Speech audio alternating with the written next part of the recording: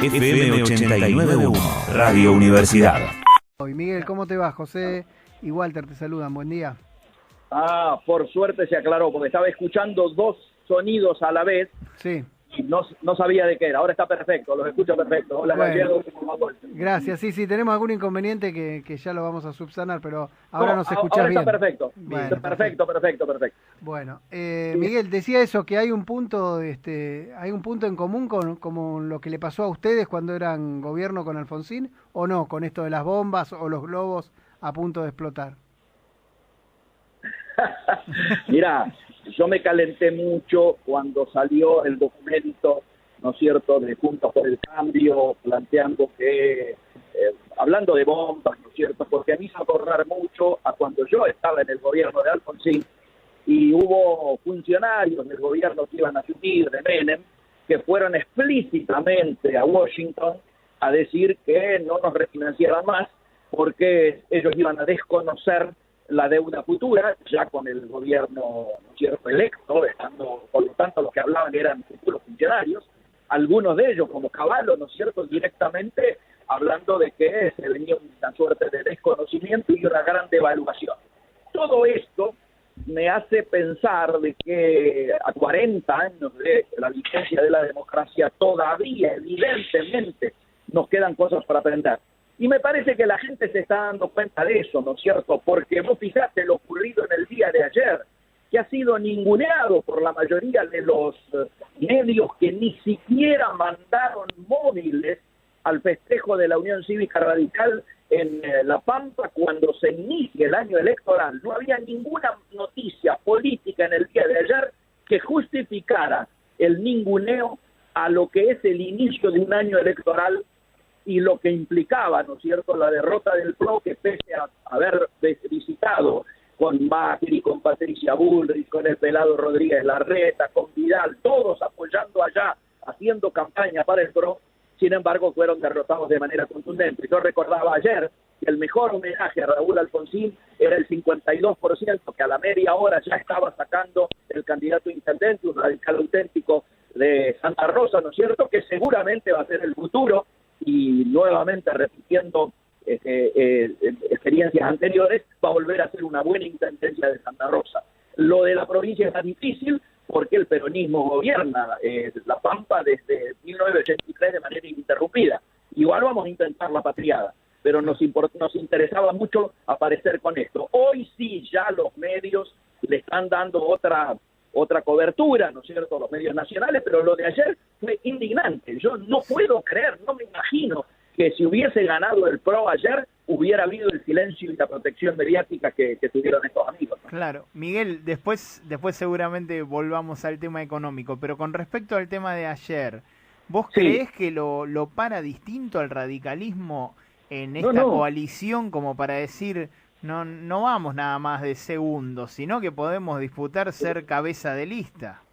A ver, yo te diría, sin discusión, la segunda experiencia que vamos a tener va a ser más contundente todavía, porque vamos a elecciones paso para ser candidato para la candidatura, retomar la candidatura de intendencia en Trelew. En Trelew también han viajado todos los referentes del PRO a apoyar al candidato.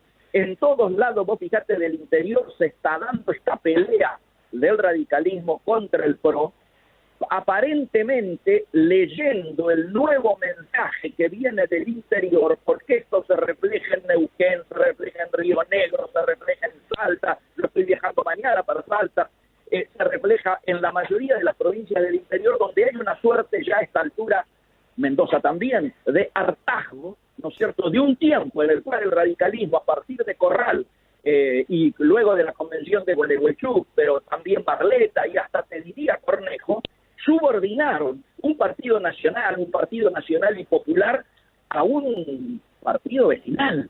Y esto originó que se generara un gobierno como el de Macri, que por supuesto hay que asumir el fracaso, como fracasan prácticamente la totalidad de los gobiernos neoliberales, ¿no es cierto? Y yo creo que a esta altura empieza este hartazgo a transformarse en acción. Por eso creo que este es un mensaje no solo de los pampeanos para los pampeanos, sino es un mensaje a la conducción nacional del radicalismo para que se ponga las pilas y vayamos a la pelea por candidatos radicales a presidente, a a gobernador, a intendente y hasta consejeros vecinales. Claro. Sí, uno, lo que decías vos recién, ¿no? En el gobierno de Macri me dio la sensación que lo usaron demasiado el radicalismo, que en la última elección termina ganando... Vos sos generoso con lo usado. Sí, bueno, sí, no quiero ser no quiero ser irrespetuoso. Sí, escuchame, Miguel, de protección al menor, pero pará, me parece que un poco más acá en el tiempo, la elección de medio término en la provincia de Buenos Aires, Santilli la termina ganando gracias a los votos de Manes, y empezás a buscar y te das cuenta que es imprescindible el radicalismo para el PRO. Sin embargo, siguen, digamos, a la hora de buscan alianzas, pero a la hora de gobernar o de ejercer, ningunean a quienes son sus aliados. Pero absolutamente, eso yo te diría a esta altura es un hecho innegable. Por eso es tan importante, dentro del mensaje del día de ayer, hacer una lectura correcta. Tenemos que ayudar a todos aquellos distritos donde están buscando construir autonomía para recuperar una identidad que obviamente se ha ido perdiendo, ¿no es cierto?, en los últimos años, particularmente en las últimas condiciones partidarias. Nosotros desde la convención, cuando presidía Sapia, vimos una pelea frontal contra, de hecho fuimos los primeros en expresarnos la misma noche que se entró al stand-by anunciando lo que iba a ocurrir con el tema del Fondo Monetario, que ahora aparece recién, muchos años después, avalado por la información que dio a conocer parcialmente, ¿no es cierto? No coincidimos en la totalidad con el dictamen, pero la AGN, ¿no es cierto? Y me parece que esto tiene que ser tenido en cuenta. Pero además seguimos ahora con la construcción de Gastón Manes intentando mantener aquel planteamiento de que todo lo que tiene que ver con propuestas partidarias por un lado, con plataformas partidarias por el mismo lado, pero esencialmente con la aprobación de lo que es la política de alianzas, tiene que pasar por la Convención Nacional, que es el máximo órgano definido por Carta Orgánica para estos temas. Por lo tanto, yo digo, hoy por hoy, uno podría decir, la alianza de Juntos por el Cambio es una intelequia. Necesitamos que se reúna la Convención Nacional para ratificar o rectificar lo que han sido las políticas actuales. Y me parece que en esto lo primero que tenemos que hacer es buscar a los más parecidos, no a aquellos que claramente vienen planteando posturas de mayor derechización o de una derechización creciente, tratando, entre comillas, de no perder los votos a Milei, olvidándose del mandato de Raúl Alfonsín, que nos dijo que si las sociedades se derechizan, la Unión Cívica Radical tiene que prepararse para perder elecciones, pero jamás para derechizarse. Mira, bueno, es un buen resumen.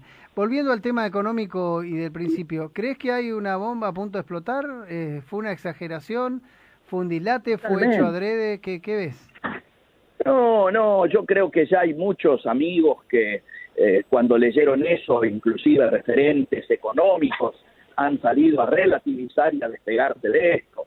Estoy hablando desde Levi Sellati hasta Marina del Proyecto y sobre todo los que integramos la Comisión de Economía de la Convención Nacional, no suscribimos en absoluto ningún tipo de medida que tienda no solo a perjudicar a los sectores más populares, lo cual implicaría un default en estos momentos, la amenaza de default o la amenaza de un repartidamiento, sino que estamos diciendo explícitamente que no se perjudica al próximo gobierno que va a asumir en diciembre, con medidas y con resoluciones o declaraciones de este tipo que todos sabemos que no tienen ningún valor, lo único que hacen es aumentar una incertidumbre que hasta este momento solo era protagonismo del propio gobierno. Digo, cuando sacamos una declaración de esta naturaleza, ¿qué diferencia hay con el presidente de la Nación que termina el año generando una corrida cambiaria al anunciar que va a desconocer un fallo de la Corte? ¿Qué diferencia hay con el presidente de la Nación que inicia el año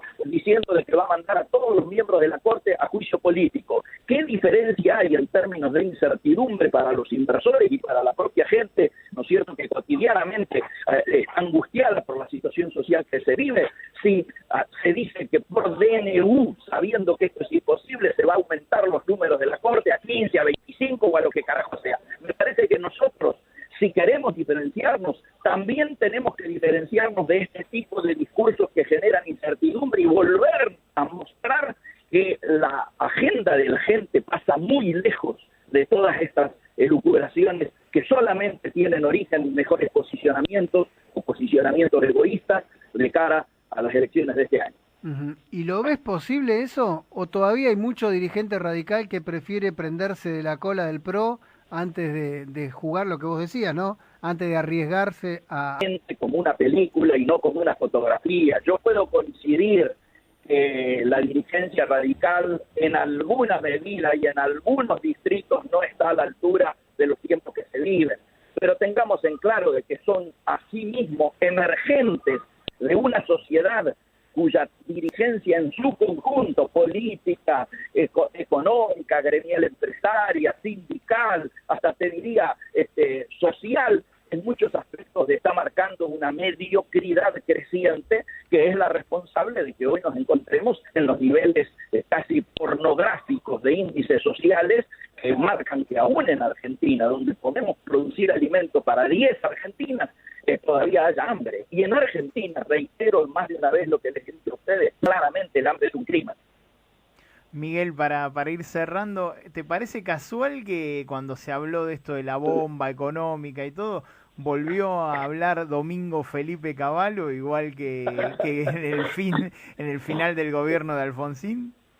Y es todo casi un gran déjà vu. Tus oyentes me han escuchado más de una vez reiterar, ¿no es cierto?, que de ciertos personajes que atravesaron la historia argentina, uno puede reconocerles particularmente aquellos que tuvieron casi todo el poder en sus manos, que no pueden enorgullecerse de sus logros.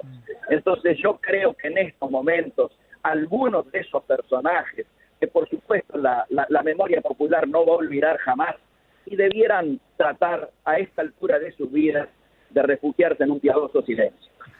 Qué verdad, es cierto. Gracias, Miguel, como siempre, un abrazo grande y buen viaje entonces, ya que te vas. Bueno, voy a dar un seminario, hablo el día miércoles y vuelvo el jueves. Está muy bien. Bueno, lindo Salta. Abrazo. Sí, es muy lindo Salta, sí, es muy lindo. Bueno, que la pases bien. Espero poder verla un segundo. Abrazo, gracias. Hasta luego. Desde la Universidad Nacional de La Matanza, Radio Universidad FM 89.1. Siempre cerca.